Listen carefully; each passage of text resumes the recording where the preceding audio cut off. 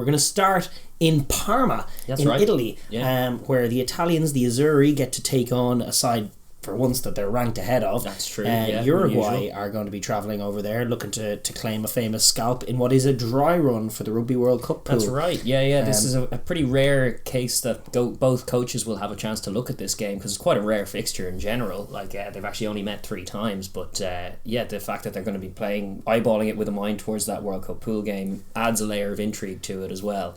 Just to clear it up, it's going to be 1 o'clock. That's 2 o'clock local time kickoff. We have Craig Evans of Wales is the referee. Then we have 2 Frenchmen on the sideline, Ludovic Carré and Tuai Tranini, with Ben Whitehouse, also of Wales, in the TMO box. It's an interesting kind of French-Welsh combo for this game, where they'll both be looking to see sides play running rugby, and both of these sides will probably be keen to do a bit of that as well. Uruguay, as far as their record has gone, they're 0-2 this autumn. As are Italy. Whoever wins this game will be carrying a win into next year, which is quite coveted. But to be honest, Uruguay haven't quite travelled with aplomb, which is kind of to be expected. They are a tier 2 side who did just get the dizzy high of booking their place in the World Cup in 2 years' time. So the end of a season like that with a long campaign, it's kind of tough to get to the pitch of the battle so far for them. Yeah, it has, for sure. And Italy definitely be keen to start this season with aplomb or finish the series with aplomb, I should say, but and get a win. Yeah. They're kind of a tough team to figure out right now. Italy, they're are they? The thing that's going to puzzle me is that I feel like they're going to go out this week and smash Uruguay and look very good while doing it. They've picked their team. They've got some bangers back in there. It's good to see Bram Steen back in. When he's at his very best, he's a phenomenal player. Really does give their back row, they're already very good back row, lift. Negri Lamaro as captain with him in at 8 is probably their strongest one available right now. Obviously indeed. Guys like Pellegrini have been out for ages, but they do have really good stocks. Negri was a standout last week in terms of he was one of the few lads who could win a contact against those Pumas. And when Bram Steen was at his best, he was outshining Negri. So there's potential in that group in there. And then obviously there is no Stephen Varney after the injury you're talking about, that he picked up on the weekend against Argentina. So there's Callum Brady comes in, but they do have Paolo Garbisi, they have Marisi, they have Brex, who was actually Argentinian born, so South American, by his nativity, I guess. Yes. Then they have Montiuani still out there on the left wing, Pierre Bruno on the other wing, and Eduardo Padovani at fullback with no Minozzi, him also injured on the weekend. Yeah. And they've got Ratuva Tavoyara, I should say, who's one of the Benetton outside backs who's been absolutely lighting it up for them in recent years. He's going to be in the 23 shirt, and I'm excited to see him come on and play for Italy as well. But it's a good team, and we watched them last week, totally outmatched physically, blown away by an Argentine side that is on the lower echelon of the top tier teams. But I still feel like they do exist in that sort of middle of 1 or 2. They do. The last, you have to go way back to the World Cup, to their pool games when they last faced an opponent that they outranked, and also the last time they got a win. They've been winless since those games, but they absolutely blew Canada and Namibia away, 50 points to 1 try. Very much the kind of hidings that they would be getting very regularly from the tier 1 sides, particularly in the Six Nations. But they generally, when they meet tier 2 sides, they've been able to dish out some of that punishment, and that part of that is just the physicality, the innate physicality that they have to just even field a team and go into battle with some of these, like the Englands and the Frances and the Irelands of the world, that tend to do quite a lot of damage, wear them down over the full 80, but they're more exposed to a higher level, and they tend to be able to inflict that kind of shock on their tier 2 or on tier 2 teams when they do come around. Yeah, exactly. They have to learn to execute against teams that are physically much outmatching them, likely outmatch them for speed, likely outmatch them for rugby smarts and professionalism and everything. And they have to learn to execute at least some plays under that kind of extreme pressure. They do normally grab a try. And when it's not there, when all of a sudden they're playing against a side mark that's markedly below that, they're just they play with a freedom, and you start to see some of the skill sets that they've been working on. Some of these young halfbacks that we've been excited about, and guys like Monty Ioane, who's a firm favourite. Anytime his contributions were all great against Argentina, although he was frozen out.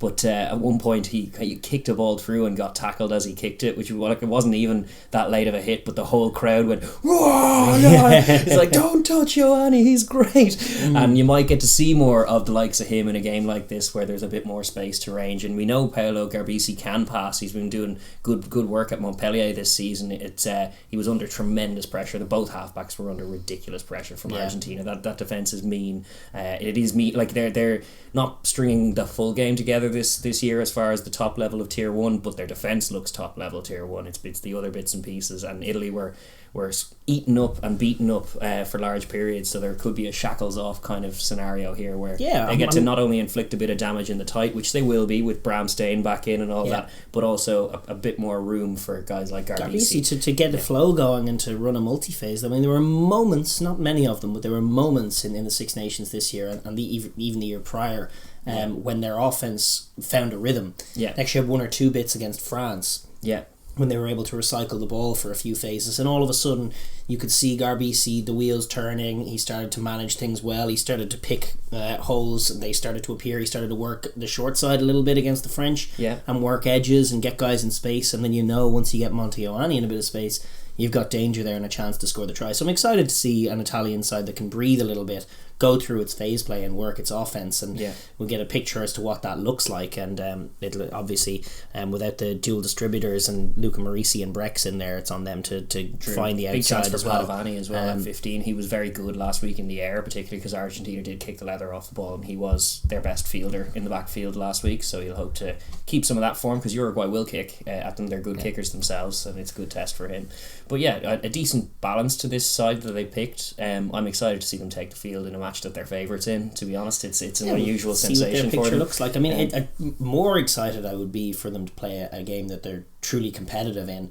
But I guess that the sides that they're competitive with, you can kind of count on one hand. Georgia, Fiji, probably, and that might be it. Why don't they play those guys? Just in a trifecta of three, and we'll see. Like Fiji are looking like they're making the step up themselves. True. It might just be Georgia. And even then, Italy's last game against them, they won, but it was a one-score game, which is a little more that's refreshing. it. That's what you kind of want to see, is competitive games. Italy in a one-score game of any kind is a remarkable thing. Are one of those sides that can be competitive against Italy? Is Uruguay among those sides? Uruguay is coming for that mantle. They have obviously already qualified, as we were saying, but they need to find a performance, not just against Italy here, but just a performance that they can take some positivity from on European soil, because it is pertinent that the World Cup that they've qualified for is going to be in France, and their record on European soil is abysmal, and this autumn has been no different. Romania was their first test, and that's a side who have been on the up in this autumn. They've been riding good momentum, but definitely a similar ranked opponent, and one that they would have hoped they would be tighter with, although they just didn't perform as well or as bullishly as Romania on that day. But it is a track record of them not really doing the business in Europe when they look so good in Montevideo and other parts of the world, and it looked great in Japan as well. It's true. Although in this season specifically, it isn't just Europe. Really, we saw them have a performance that they stuttered in against Chile. They won that game by about 3 points. That's a forgotten game of the qualifiers. The gnarly Chile pushed them all the way. True. Then they went away to the US and looked kind of like they've been looking for the past couple of weeks. Really slow, non-physical.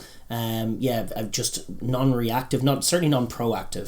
Some of their kicks were loose as all hell, just idealists in that game. Exactly. Not playing with any energy. And then we saw them dial it in essentially for one game against the US in front of a raucous home support in Montevideo for all the marbles. And they looked great. We saw what this team can be. They were speedy, they were purposeful, they got off the line in defence, they were proactive, they were getting turnover penalties, they were feeding off each other's energy. They were marrying that South American passion with the skill that we know they have as well, and the footballing instincts, and they look like their very own brand of exciting offensive rugby team. And we know, on their day, obviously beating Fiji at the World Cup, But even beyond that, like they can be solid defensively. They have some top quality players. Unfortunately, this week there is no Arata, there is no Berchesi. There is a Kessler in at hooker who's also a class player. One of those guys from that Fiji game and from that World Cup who was great. Big job for Inkiarte and Echeverri, who we have seen bits of at halfback, but they need to get them moving. And Freitas in the midfield is a class player. Rodrigo Silva at fullback is a class player. So when they're at their best, they have weapons, they move the ball well, they can find tries. True. This Italian defence is not something that should discourage them from playing ball. But think so. The first thing they have to do is just bring something similar to that energy and that passion that we saw. They'll need the all US. that. They'll need a performance similar to what we saw Portugal give Japan to give them a proper run. They need to kind of be themselves, go gung-ho for it, and try and attack with a plum, try and rise to the energy. That was a home game for Portugal, and it's more difficult to travel when you're under-resourced and overmatched in games like these, but that's kind of what we want to see from Uruguay, is just an emotionally charged showing that gets the best out of the players who are on the pitch. Maybe they can find a couple of tries. There is space against Italy, we know this. If they can execute well, it should be a fun game. I do expect they will be overmatched. It is the end of their season as well as Italy's, and I think they'll probably be blown out a little in the final quarter, perhaps. Similar to what happens to Italy, it'll be a little shoes on the other foot. Will it take that long? I don't know. The funny thing is, in my head, if it gets to the final quarter and it's a tight game, that's a success. Then it might kind of stay that way. Yeah, maybe Italy get one try to put it away, but I don't really see it playing out like a game like that where it's like tight and then Italy all of a sudden win. Tight-ish tight-ish with Italy on top and looking on top, and then a little. It might kind of break them, but I feel like if Uruguay are at the pitch of the game, they should be competitive for most, if not all, parts of it, and maybe Italy will grab a try here or there that might get the winnings of it. And if Uruguay don't show up with that passion and that that all of that energy that they do when they're at their best, then they're probably going to get blown out early. Because Italy, there's a factor in this game playing in Parma in Zebra's stadium. Like we saw a little bit of it in Treviso last week, where the crowd that came out, they're just so appreciative. These are a long-suffering group of rugby supporters who go out and watch Zebra, and they lose nearly every week. It's a thankless job being a season ticket holder for those guys, but even just fans who want to go, who live in that area, they're so appreciative when the national side comes their way, and let alone a game that they can win. I anticipate a huge raucous atmosphere and a passionate Italian team determined. Two good anthems here, and let's go. The Italian team will be determined to get a win on the board. It's their best opportunity to do it, and they'll feel that they've been more than earned it over the last few years. Like they feel they have improved their game. They've found some good talent, and they've tightened up in certain areas. They still have a very, very good back row. They've had that for the last few years, but now young halfbacks who can slot in, decent options in the back line. I'm going to predict here that Italy win by about 20 odd points, between 20 and 25 point margin. I might take the over on that. Maybe that's harsh. No, it's not harsh. I'll say you're probably right. Yeah, 3 point game. 30 last minute kick.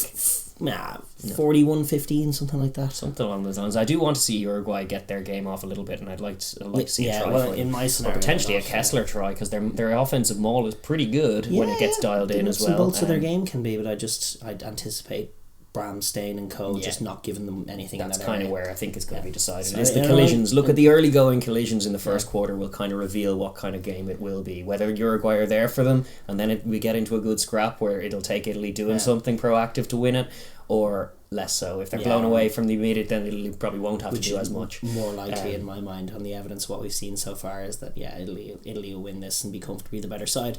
But let us know what you guys think down in the comments below. Any thoughts? Do hit us up. But with that, we're going to move on.